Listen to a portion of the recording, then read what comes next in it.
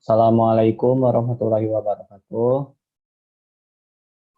Di sini kelompok kami akan mempresentasikan materi mengenai revenue. Saya Bagus Renaldi akan menjelaskan materi yang pertama yaitu pengertian atau definisi dari revenue itu sendiri.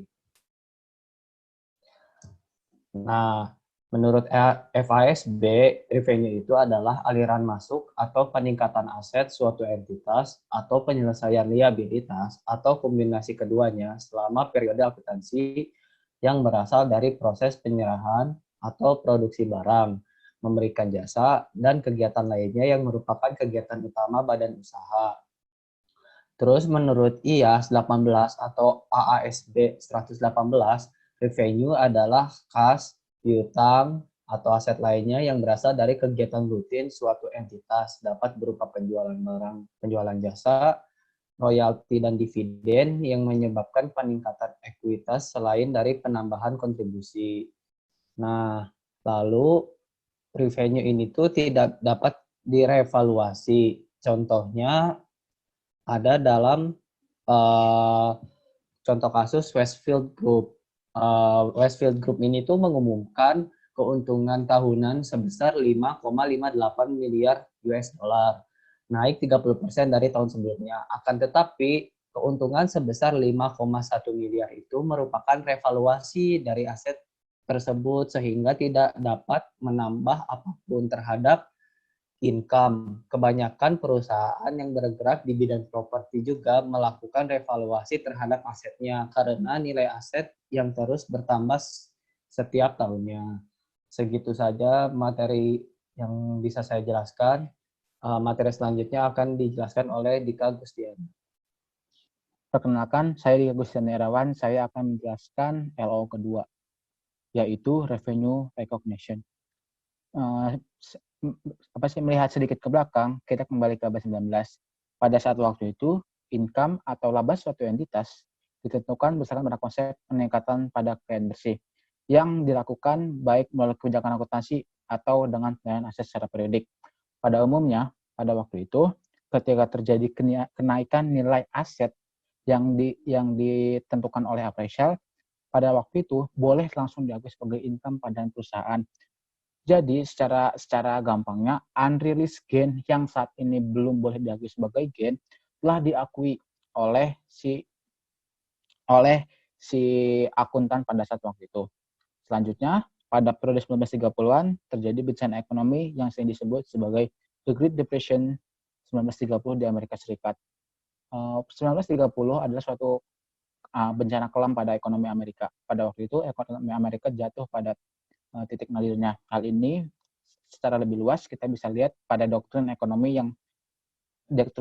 seorang ekonom bernama Say yang menyatakan bahwasanya dia berpendapat suatu permintaan akan muncul ketika supply-nya ada. Dari sini dengan dibarenginya adanya kebolehan pengakuan juga, maka akuntan pada saat waktu itu atas adanya tekanan politik juga, tekanan ini itu mengizinkan konsep peningkatan klien bersih pada perusahaan sebagai laba.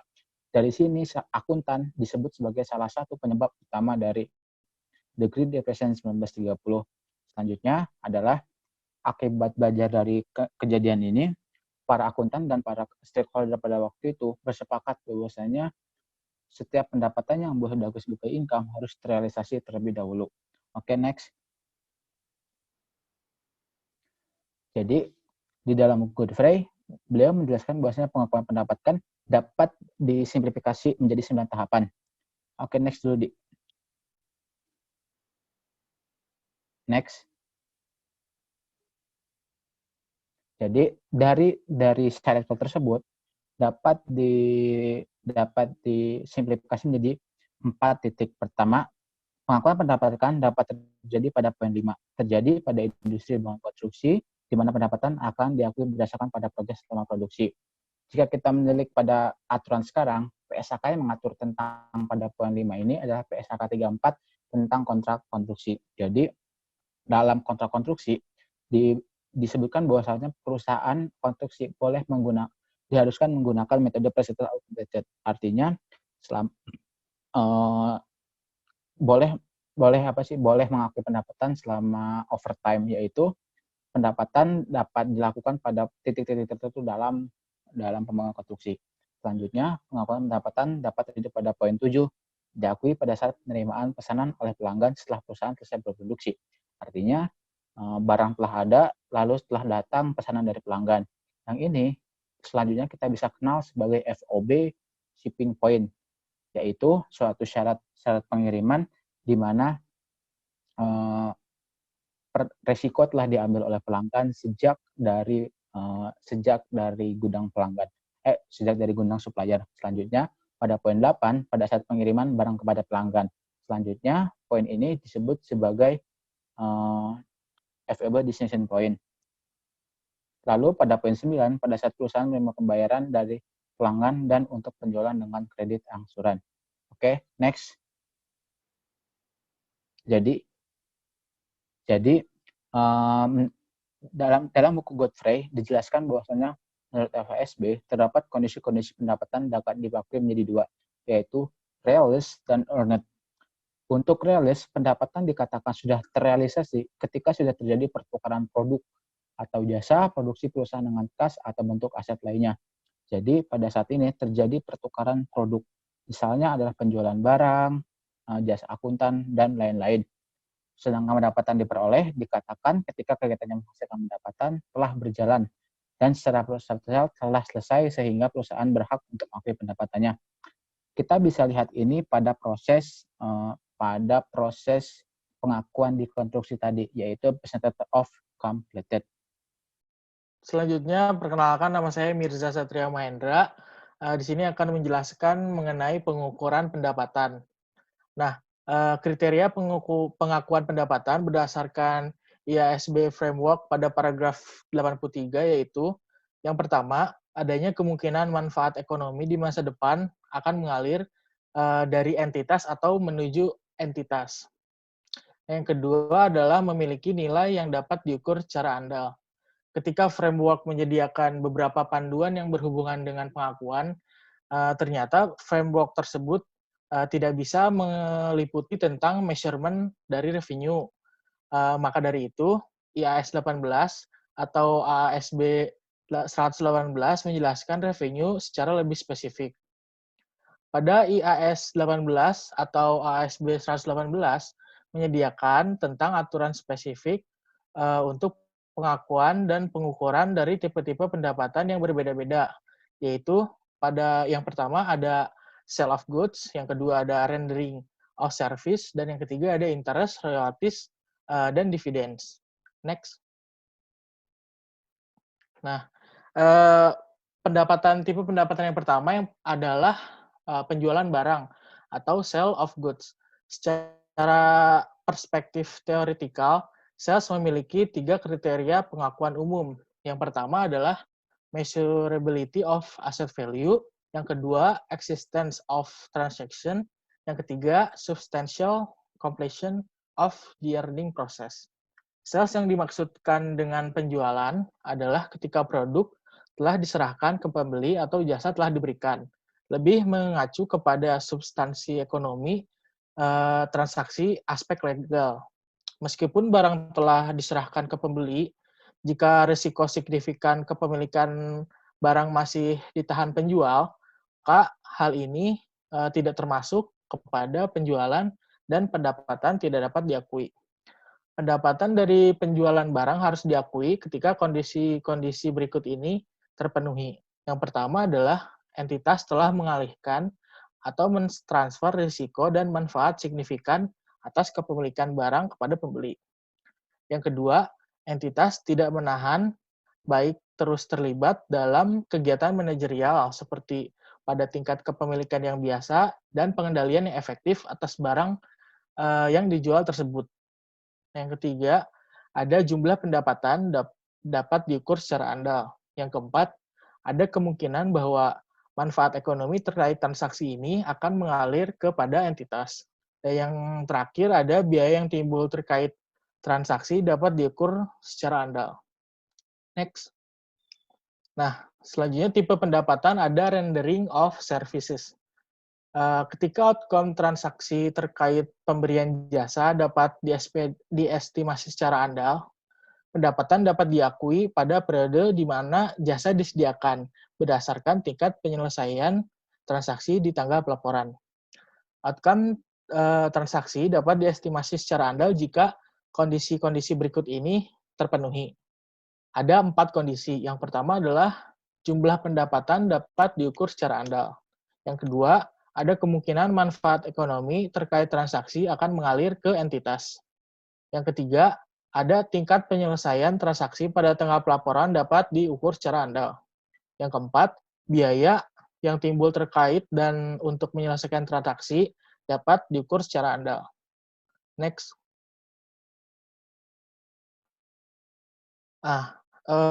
Yang terakhir, tipe pendapatan, ada bunga, royalti, dan dividen.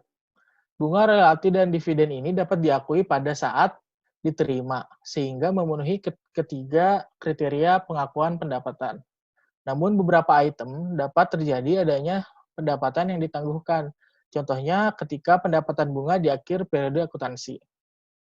Pendapatan atas bunga, royalti, dan dividen diakui ketika yang pertama ada kemungkinan manfaat terkait transaksi akan mengalir ke entitas. Yang kedua, jumlah pendapatan dapat diukur secara andal. Dan yang ketiga, dasar pengakuannya memiliki beberapa metode sesuai dengan interest, royalti, dan dividen. Bagi bunga, menggunakan metode effective interest method. Bagi royalti, menggunakan basis akrual sesuai dengan perjanjian terkait. Dan bagi dividen, ketika pemegang saham tersebut memperoleh pembayarannya yang telah dibuat sesuai dengan perjanjian. Perkenalkan, nama saya Majid Yusuf. Di sini saya akan menjelaskan mengenai tantangan bagi para standar setter, gitu, bagi para pembuat standar. Nah, ada 3 poin. Yang pertama yaitu development in revenue recognition and measurement. Nah, jadi hal ini terjadi sebenarnya dilatar belakangi oleh masih belum adanya literatur yang mengatur secara benar terkait pengakuan dan pengukuran. Yang sekarang terjadi itu lebih kompleks daripada transaksi-transaksi sebelumnya. Nah, sehingga dari beberapa hal tersebut, FASB dan IASB melakukan joint project, yaitu dengan mengajukan beberapa prinsip dasar untuk pengakuan dan pengukuran pendapatan. Nah, ada 2 poin, yaitu yang pertama, sebuah pelaporan entitas harus mengakui pendapatan dalam periode akuntansinya. Nah, di mana si pendapatan tersebut mengukur sebesar nilai wajarnya. Gitu. Kemudian pendapatan tersebut harus diukur pada tanggal di mana si transaksi tersebut terjadi. Nah, kemudian poin selanjutnya yaitu pelaporan entitas harus mengukur pendapatan yang timbul dari yang pertama itu dari peningkatan aset, kemudian yang kedua itu dari penurunan kewajiban. Nah, kemudian dari prinsip-prinsip tersebut ya dapat kita ambil poin yang pertama, si pendapatan itu diakui dalam periode yang timbul. Nah, kemudian yang kedua, pendapatan muncul dari peningkatan aset atau dari penurunan kewajiban. Kemudian yang ketiga, pengakuan dan pengukuran pendapatan harus mencerminkan dari nilai wajarnya. Nah, kemudian yang poin terakhir yaitu pengukuran tersebut harus bisa diandalkan. Nah, kemudian yang menjadi tantangan berikutnya bagi para standar setter atau bagi para pembuat standar yaitu fair value measurement. Nah, ini fair value measurement. Nah, sebenarnya untuk fair value measurement ini sudah dijelaskan oleh kelompok sebelumnya di bab fair value measurement. Nah, jadi masalahnya itu kan fair value measurement ini merupakan metode yang direkomendasikan atau banyak yang selanjutnya itu adalah financial statement presentation. Nah, untuk hal ini, jadi kan ketika kita melakukan pengakuan, pengukuran untuk pendapatan, itu kan nanti akan berdampak pada bagaimana pelaporan keuangannya. Nah, dari sini IASB dan FASB telah mencapai kesimpulan gitu. Kesimpulan yang tentatif sebagai berikut ya. Ada 3 kesimpulan. Yang pertama itu ada in all inclusive single income statement. Nah, yang ini tuh maksudnya sebenarnya ya untuk in all inclusive ini adalah perubahan dari praktik sebelumnya gitu, di mana laporan laba rugi berbentuk laporan laba rugi itu udah berbentuk multiple yang disajikan. Setiap perubahan aset dan liabilitas akan ditunjukkan di dalam statement laporan keuangan. Nah, sementara kalau di masa lalu itu yang dilaporkan di laporan keuangan itu hanya beberapa item saja ke dalam laporan laba rugi, sehingga tidak mempresentasikan kemampuan dari perusahaannya. Kemudian poin kedua yaitu ada realization is not the basis for inclusion of item. Nah, maksudnya jadi kan tujuan dari laporan laba rugi itu adalah untuk menyediakan informasi ya buat para decision maker, buat para pengambil keputusan. Nah, untuk mengambil keputusan gitu. Jadi sehingga dalam menentukan sebuah langkah nanti bisa menjadi pertimbangan lah gitu dari laporan keuangan sebelumnya. Nah, namun faktanya si item yang tidak terrealisasi juga kan tidak akan dikecualikan gitu dari cakupan statement keuangan. Nah, kemudian yang poin ketiga yaitu separate disclosure of performance and remeasurement. Nah, si laporan laba rugi akan membedakan antara arus pendapatan dan penyesuaian nilai. Nah, perubahan dalam nilai wajar akan menyebabkan perubahan. Perubahannya itu contohnya dalam kinerja selama 1 periode, kemudian ada perubahan kondisi ekonomi, dan perubahan dalam ekspektasi pasar. Perkenalkan, saya Hafiz Ramadan. Saya bakal membahas tentang isu for auditor. Nah, terdapat 3 poin utama dalam permasalahan auditor. Yang pertama itu risiko overstatement pada revenue. Yang kedua, revenue tidak diungkapkan secara benar. Yang ketiga, manajemen melakukan estimasi pendapatan yang terlalu optimis. Nah, masalah utama bagi auditor terkait dengan pendapatan itu adalah risiko lebih catat yang dilakukan oleh manajer. Lebih catat pendapatan dapat terjadi apabila transaksi atau peristiwa yang terkait pencatatan pendapatan belum terjadi. Lalu jumlah pendapatan tidak dicatat secara benar, atau pendapatan yang terjadi terkait transaksi pada periode berikutnya. Selain itu, terdapat juga risiko terkait pengungkapan pendapatan. Misalnya, penjualan ke pihak berelasi tidak dicatat secara akurat. Lebih catat pendapatan dianggap sebagai masalah yang besar dibandingkan dengan kurang catat. Ini dilakukan oleh manajer untuk menutupi kejadian sesungguhnya yang terjadi dan sulit untuk dideteksi. Dalam kenyataannya, auditor lebih banyak ditanyakan oleh regulator tentang kegagalan mendeteksi lebih catat daripada kurang catat. Nah, bukti bahwa pentingnya masalah pencatatan pendapatan tuh di dalam buku Godfrey, di dalam laporan Public Company Accounting Oversight Board, berdasarkan hasil pemeriksaannya itu terhadap auditor selama periode 2004 sampai 2006. Laporan itu tuh menyebutkan adanya misstatement material disebabkan oleh kecurangan dalam laporan keuangan yang seringkali dihasilkan oleh kesalahan pencatatan pendapatan.